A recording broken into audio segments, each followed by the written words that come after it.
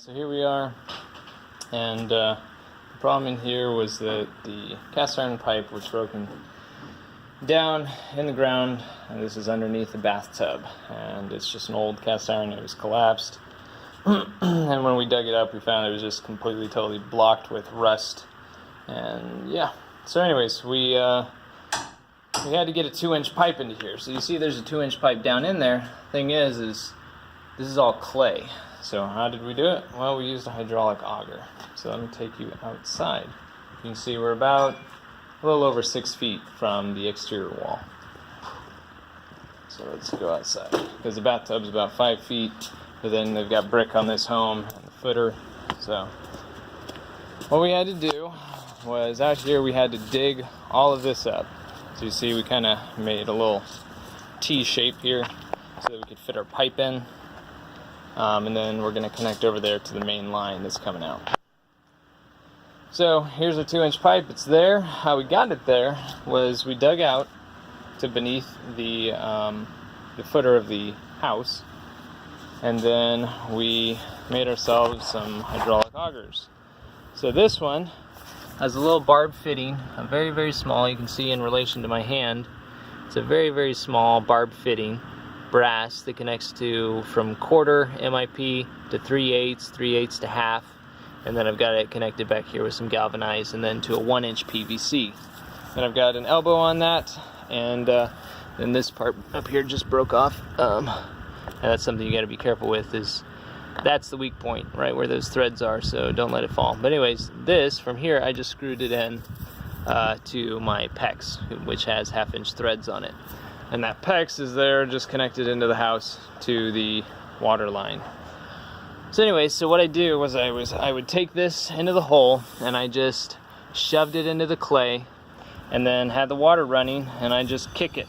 And I just kicked it down here at this elbow, and it would just slowly go in, and then I'd pull it out, and I'd kick it in further, and then I'd pull it out and kick it in further, and it just washed out, all the mud, just spraying it in there. Then I took this 1.5-inch PVC and just cut off the threads there at the end. Didn't really need to do that. Oh, well, no, actually that broke off. Yeah. So anyways, I just augered its way in after I'd made a hole with the 1-inch PVC. Came with the 1.5, and just kicked it in, and it was really fast since I'd already done the main hole with this. It was really quick to just burrow in with this 1.5, and then I didn't even have to do anything other than just shove that 2-inch pipe in there, pull it back out, remove the mud, then slide it back in there again. And we're ready to, glue it, put the P-trap on, we'll be ready to go. The hardest part about all this is you got to dig this, big old trench, but I mean, you have to do that anyways. So this trench just gave us enough room to be able to get the auger down there to drill it out. So yeah, it worked well. Even though this is clay, I had my doubts about it getting through the clay very easily, but it probably took maybe 40 minutes to do that, to kick it in there.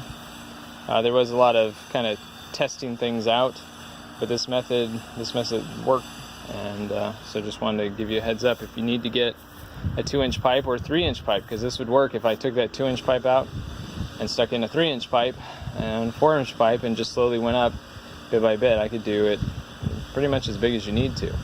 Now the problem with this method would be if you run into roots, like we were running into roots, they can veer your little auger off course.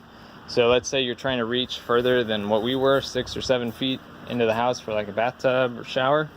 If you have to go further than that, you might want to try, and this would be expensive, but getting possibly, trying to think, probably half-inch galvanized iron pipe, or even 3/4 or 1-inch galvanized. That would be kind of expensive, but that's the only way you could ensure that your little PVC pipe is not going to veer from roots, or if you've got to go really far. And you can screw on to a galvanized pipe, as you get in further.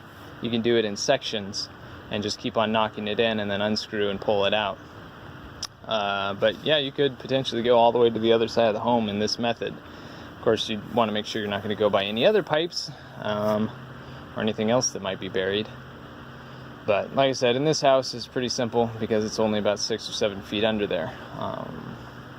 So yeah, I'll give you another shot of kind of the connections again.